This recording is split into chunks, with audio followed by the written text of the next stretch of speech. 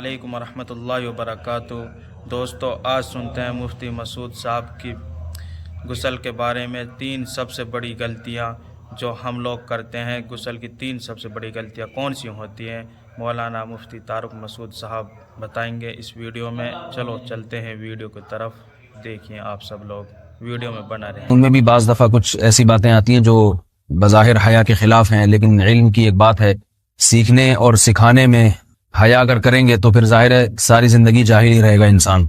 और गुस्ल के मसाइल सीखना इसलिए ज़रूरी है कि गुस्ल जब फ़र्ज़ होता है तो जब तक मुकम्मल गुस्ल ना हो आपकी नमाज अदा नहीं होती। रसूलुल्लाह सल्लल्लाहु अलैहि वसल्लम ने फरमाया अल-माउ मिनल मा, हदीस है कि गुस्ल फ़र्ज़ होता है ख्वाहिश नफ्स के साथ जिस्म से मनी खारिज होने से।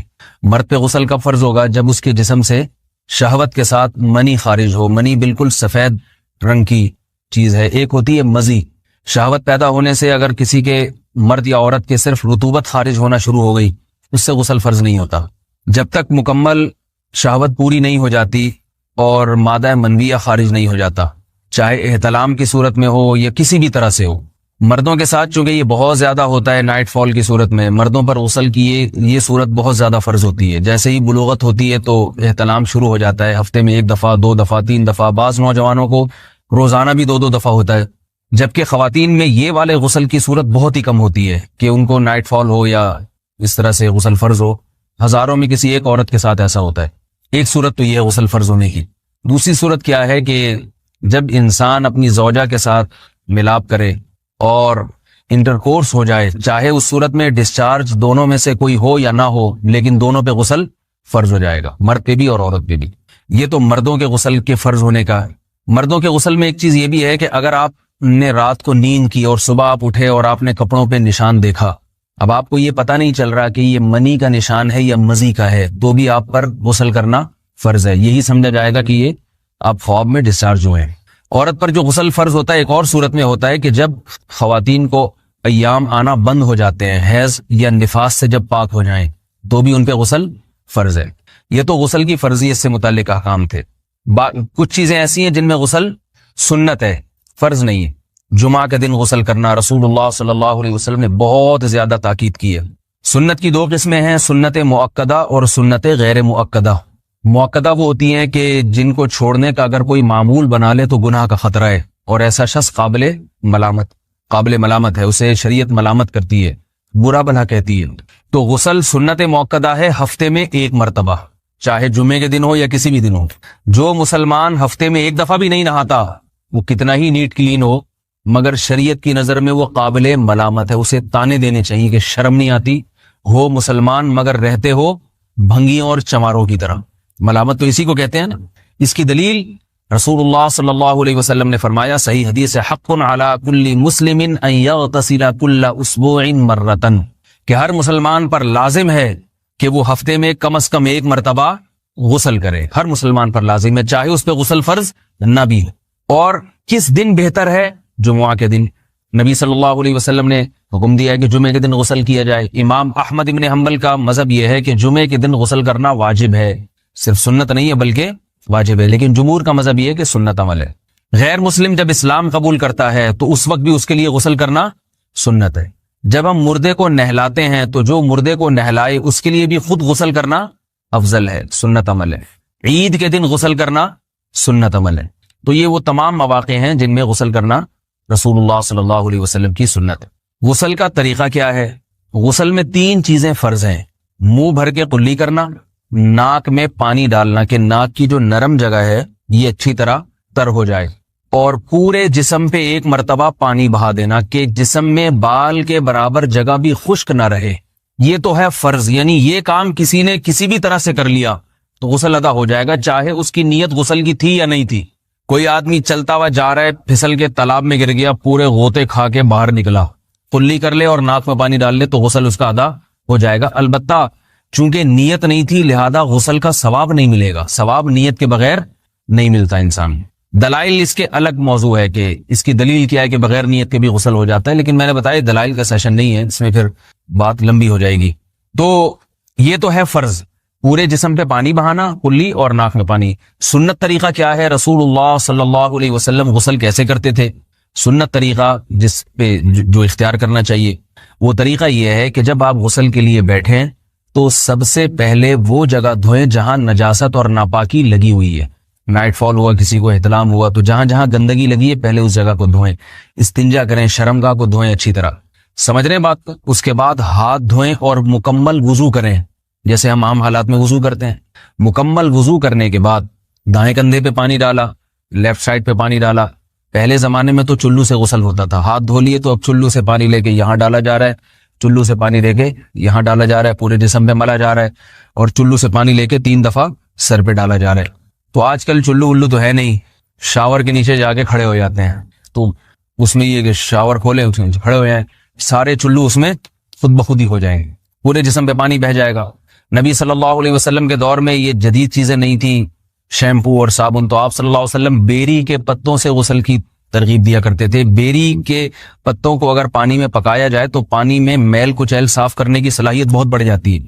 ہمارے زمانے میں اس تکلف کی ضرورت نہیں ہے, صابن ملتے ہیں اس سے نہایا کریں. بہرحال کہنے کا مقصد یہ آپ لوگوں سے, تو یہ سنت طریقے سے غسل ہو جائے گا آپ کا.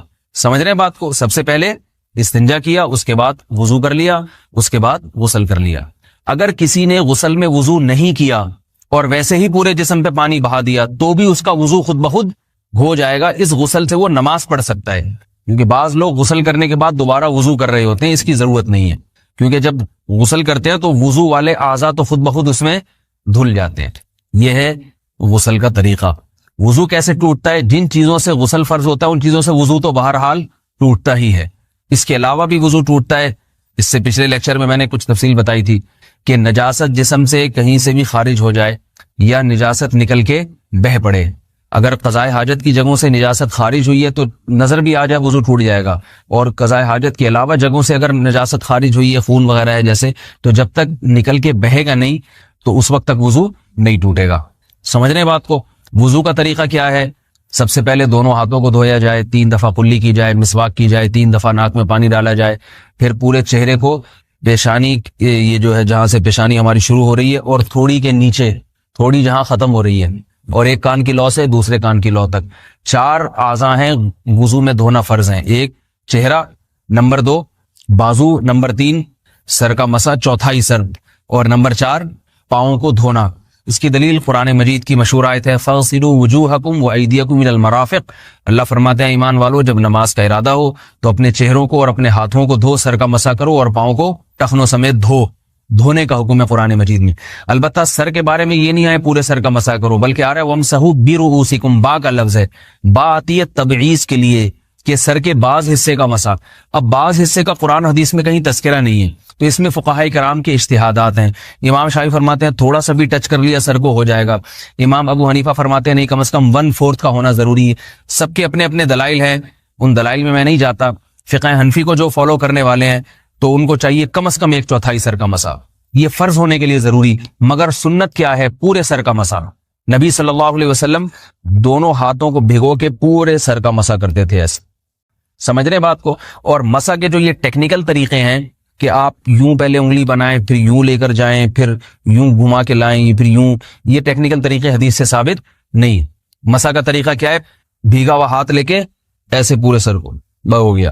پھر حدیث میں یہ بھی ہے کہ یوں لے جاؤ اور یہ بھی ہے کہ 2 واپس بھی لے کر آؤ, دونوں طرح سے ثابت. تو ایسے بھی کر سکتے ہیں کہ یوں لے جائیں, اور ایسے بھی کر سکتے ہیں لے کے جائیں اور پھر واپس بھی لے آئیں, دونوں طریقے جائز ہیں. لیکن کم از کم سنت اتنی ہے کہ پورے سر کا مسا ہونا چاہیے. بعض لوگوں کو شو مارنے کا شوق ہوتا ہے, اگر وہ واپس لائیں تو بال ان کے خراب ہو جاتے ہیں, کہتے ہیں یار یہ پھر مسئلہ خراب ہو جائے گا. تو پھر ایسے لوگ صرف یوں ہی لے جائیں کافی ہے. افضل تو یہ کہ یوں بھی لے جائیں, یوں بھی لے جائیں, دونوں طرح سے صحیح ہے. بہرحال دونوں حدیث سے ثابت ہیں. سمجھ رہے ہیں بات کو؟ اور یہاں ایک اہم مسئلہ بتا دوں, قرآن مجید نے پاؤں کو دھونے کا حکم دیا ہے, پاؤں پہ مسا کرنے کا حکم نہیں دیا. اور حدیث میں خفین پر مسا کرنے کا حکم ہے. تو قرآن اور حدیث کو فقہاء نے جمع کیا ہے, لہذا وہ موزے جن میں آسانی سے پاؤں دھوئے جا سکتے ہیں ان میں چاروں ائمہ کے نزدیک پاؤں پہ مسا کرنا جائز نہیں. سعودی عرب میں جو بعض سلفی حضرات اور یہاں ہمارے ہاں بھی اہل حدیث حضرات نے عام موزوں پر بھی جو مسا کی ایک روایت ڈال دی ہے, اسلاف میں, تابعین, تبع تابعین میں اور چاروں ائمہ کے مذاہب میں اس کا ثبوت نہیں ملتا. اگر اسلاف میں کوئی قائل بھی ہے تو ایک شاذ قول, اکا دکا قول ملتا ہے, ورنہ یہ ائمہ اربعہ کے مذہب کے خلاف ہے. اور جو احادیث جو نقل ہوتی ہیں صحیح سند کے ساتھ ان کے بھی خلاف اور قرآن کی آیت کے بھی خلاف ہے. اس لیے کسی نے عام ساکس پہ اگر مسا کر لیا، جو عام طور پہ آفس پہن کے جاتے ہیں لوگ، وہ اس میں تو پاؤں، آپ اگر ساکس کو پانی کے نیچے رکھیں پورا پاؤں دھل جائے گا آرام سے. تو وہاں کیا ہو رہا ہے کہ قرآن مجید کے حکم کی مخالفت لازم آ رہی ہے، آپ پاؤں دھو نہیں رہے. تو اس لیے ہم یہ سمجھتے ہیں کہ اس صورت میں نماز ادا نہیں ہوگی. سعودی عرب میں بعض سلفی حضرات نماز پڑھاتے ہیں، وہ ایسے ہی کرتے ہیں کہ عام ساکس پہ مسا کر کے نماز پڑھا لیتے ہیں. تو فتویٰ اسی پر ہے کہ ان کی اگر کسی کو یقین ہے کہ اس نے عام ساکس پہ مسا کر کے نماز پڑھائی ہے تو اس کے پیچھے نماز ادا نہیں ہوگی، کیونکہ قرآن کے مطابق اس کا وضو ہوا ہی نہیں ہے. صدیوں تک کوئی بھی اس قول کا قائل نہیں رہا ہے کہ عام ساکس پہ بھی مسا ہو جاتا ہے. یہ ابن تیمیہ رحمہ اللہ تعالیٰ 7ویں صدی میں اس کے قائل تھے، اور تابعین میں اکا دکا قول ملتے ہیں اس کے، لیکن شاذ قول ہیں، مرجوح قول ہیں جن پر امت نے فتویٰ نہیں دیا. اور اب سعودی عرب میں بعض سلفی حضرات اس کے قائل ہیں. ہمارے ہاں اہل حدیث حضرات بھی چونکہ اکثر سعودی عرب کے سلفی حضرات ہی کو فالو کرتے ہیں، تو انہوں نے بھی وہیں سے یہ فتویٰ لیا ہے.